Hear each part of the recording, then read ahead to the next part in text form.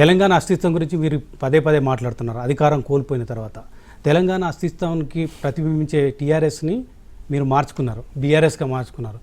ఇప్పుడు మీకు అధికారం పోయినాక ఎందుకు తెలంగాణ అస్తిత్వం గుర్తొస్తుంది? తెలంగాణ ఉద్యమం గుర్తొస్తుంది. మేము మర్చిపోయింది అన్నాడు తమ్ముడు. మేము తెలంగాణ పార్టీ జాతీయ స్థాయిలో ఎదగాలని కోరుకున్నాం తప్ప, తెలంగాణ వాడు జాతీయ నాయకుడు కావాలని కోరుకున్నాం తప్ప, తెలంగాణ బిడ్డ కూడా చేసే రాజకీయాన్ని శాసించాలని కోరుకున్నాం తప్ప, ఇవాళ అంటే చంద్రబాబు నాయుడు గారు కేంద్రంలో చక్రం తిప్పవచ్చు కానీ కేసీఆర్ గారు తిప్పకూడదు ఆశించడం తప్ప.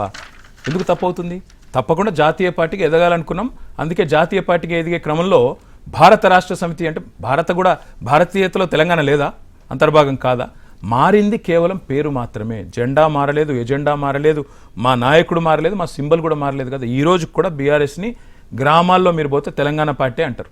మమ్మల్ని బీఆర్ఎస్ టీఆర్ఎస్ అని ఎవరు పిలవరు, తెలంగాణ పార్టీ అని పిలుస్తారు. కాబట్టి నేను అనేది ఒకటే బ్రదర్, మా వైపు నుంచి ఎన్నడూ కూడా తెలంగాణ అనేది మాకు మొదటి నుంచి పునాది అదే, చివరి శ్వాస అదే.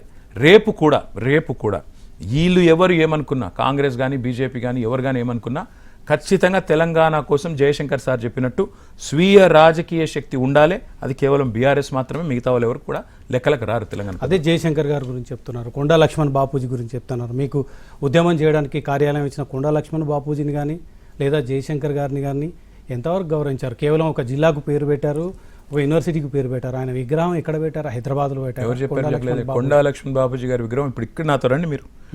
10 అడుగుల విగ్రహాన్ని జలదృశ్యంలోనే నేనే ఆవిష్కరించాను. మేము స్ట్రక్చర్డ్గా తెలంగాణ ప్రజల బతుకు మార్చే ప్రయత్నం చేసినాం.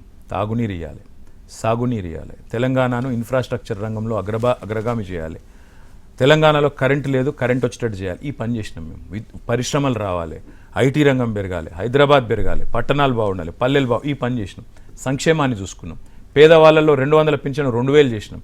ప్రజల బతుకులు మార్చే ప్రయత్నం చేసినాం. పేర్లు మార్చే పని చేయలే. పేర్లు మార్చే పని చేసింటే ఒక్క రాజీవ్ గాంధీ పేరు మీద ఒక్క ఇన్స్టిట్యూషన్ కానీ, ఇందిరాగాంధీ పేరు మీద ఒక్క ఇన్స్టిట్యూషన్ కానీ ఉండేది కాదు. నేను ఇవాళ చెప్తున్నా, రాసి పెట్టుకోండి. మళ్ళా మా గవర్నమెంట్ వచ్చిన తర్వాత ఇవాళ రేవంత్ రెడ్డి చేసిన విధవ పని వల్ల ఈ రాష్ట్రంలో ఒక్కటంటే ఒక్కటి కూడా ఇందిరాగాంధీ పేరు కానీ రాజీవ్ గాంధీ పేరు కానీ లేకుండా చేసే బాధ్యత నాది. మీరు హైదరాబాద్ గురించి చెప్తున్నారు, ప్రపంచ చిత్ర అన్ని తెలంగాణ ప్రముఖుల పేర్ల మీద పెడతాము. ఇది గుర్తుపెట్టుకోండి. కేవలం జయశంకర్ సారు, కొండా లక్ష్మణ్ బాపూజీ, కాళోజీ మాత్రమే కాదు, పివి నరసింహారావు మాత్రమే కాదు, ఇంకా చాలామంది పెద్దలు ఉన్నారు.